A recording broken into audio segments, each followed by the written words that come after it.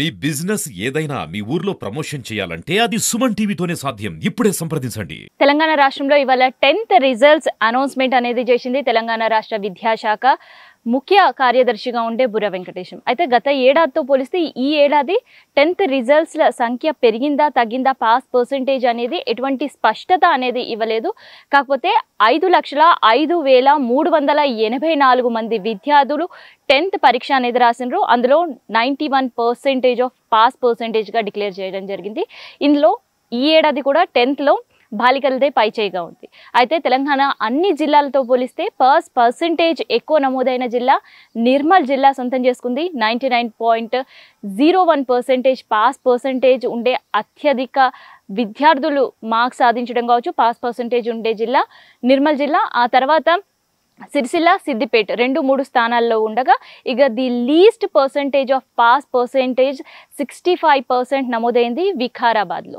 So ఇట్లా తెలంగాణ జిల్లాలకు సంబంధించి ఏ జిల్లాలో ఎంత పాస్ పర్సెంటేజ్ ఉంది అనేది కూడా డిక్లరేషన్ చేయడం జరిగింది. అయితే తెలంగాణ రాష్ట్ర వ్యాప్తంగా దాదాపు 3,347 స్కూల్స్లో 100కి 100% రిజల్ట్స్ సాధించగా 6 స్కూల్స్లో మాత్రం 0 రిజల్ట్స్ అనేవి కూడా నమోదయ్యాయి. అయితే గత ఏడాది జరిగిన 10th రిజల్ట్స్ బయటకు వచ్చినప్పుడు దాదాపు 13 స్కూల్స్లో 0 రిజల్ట్స్ డిక్లేర్ చేసింది విద్యాశాఖ. ఈ ఏడాది ఆ సంఖ్య కాస్త తగ్గింది. అయితే ఈ 6 స్కూల్స్లలో కూడా 4 ప్రైవేట్ స్కూళ్ళు, 2 ఎయిడెడ్ స్కూల్స్ ఉన్నట్లు కూడా ప్రకటించడం జరిగింది.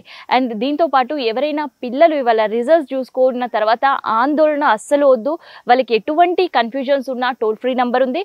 అండ్ దాంతోపాటు రీకౌంటింగ్, రీవెరిఫికేషన్స్కి వెళ్ళే ఆప్షన్స్ కూడా ఇప్పటికే డిక్లేర్ చేయడం జరిగింది విద్యాశాఖ. రేపటి నుంచి రీవెరిఫికేషన్ కావచ్చు, రీకౌంటింగ్ కావచ్చు, ఎవరైనా పిల్లలు కూడా రేపటి నుంచి అప్లై చేసుకోవాల్సి ఉంటుంది. దీనికోసం దాదాపు 15 రోజుల టైం పీరియడ్ కూడా ఇవ్వడం జరిగింది. అయితే రీకౌంటింగ్ వెళ్ళే వాళ్ళ కోసం 500 రూపీస్ వాళ్ళు పర్ పేపర్ పేమెంట్ చేయాల్సి ఉంటుంది. అదే రీవెరిఫికేషన్స్కి వెళ్ళే వాళ్ళకి 1000 రూపీస్ పర్ పేపర్ పేమెంట్తో పాటు వాళ్ళు రాసిన ఎగ్జామ్ పేపర్ని వాళ్ళకి కాపీ కూడా, ఫోటో కాపీ కూడా సబ్మిట్ చేస్తారు విద్యాశాఖ నుంచి. సో అట్లాంటి ఏర్పాట్లు కూడా చేశారు. అయితే ఎప్పుడు మనకి పాస్ పర్సెంటేజ్, ఫెయిల్యూర్ పర్సెంటేజ్ చెప్పే విద్యాశాఖ ఈసారి కేవలం పాస్ పర్సెంటేజ్తో వదిలేయడం జరిగింది.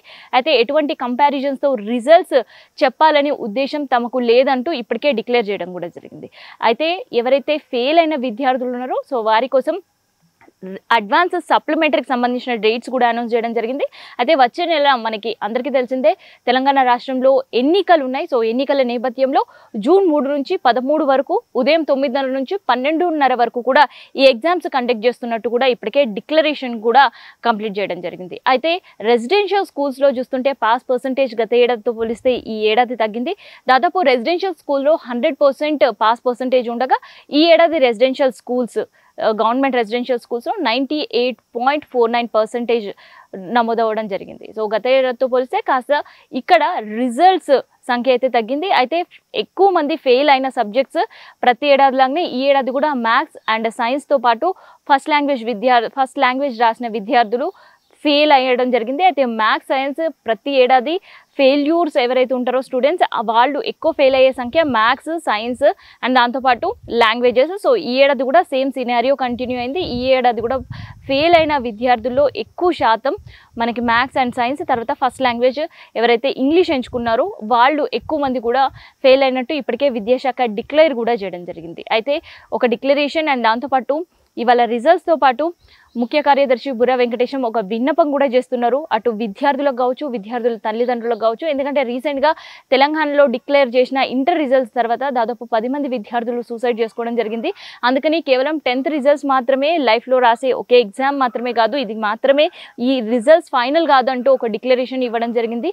పిల్లలు అసలు భయపడొద్దు, ఆందోళన చెందొద్దు, వాళ్ళకి రీవెరిఫికేషన్ అవసరం ఉంది. అండ్ రీకౌంటింగ్ కూడా వెళ్తే ఇన్ కేస్ బార్డర్లో ఎవరైతే ఫెయిల్ అయి ఉంటారో మళ్ళీ వాళ్ళు పాస్ అయ్యే అవకాశం ఉంటుంది కావచ్చు. అండ్ ఎవరైనా సప్లిమెంటరీస్ రాసుకునే ఉంటుంది. సో అడ్వాన్స్ సప్లిమెంటరీ డేట్స్ కూడా ఇప్పటికే డిక్లేర్ చేశారు కాబట్టి ఎవరు ఎటువంటి ఆందోళన వద్దు అంటూ డిక్లరేషన్తో పాటు ఒక విన్నపం తల్లిదండ్రులతో పాటు విద్యార్థులకు కూడా విద్యాశాఖ ముఖ్య కార్యదర్శి బుర్ర వెంకటేశం ప్రకటించడం జరిగింది. మొత్తానికైతే తెలంగాణ రిజల్ట్స్ చాలా రోజుల నుంచి ఎదురు చూస్తున్నారు.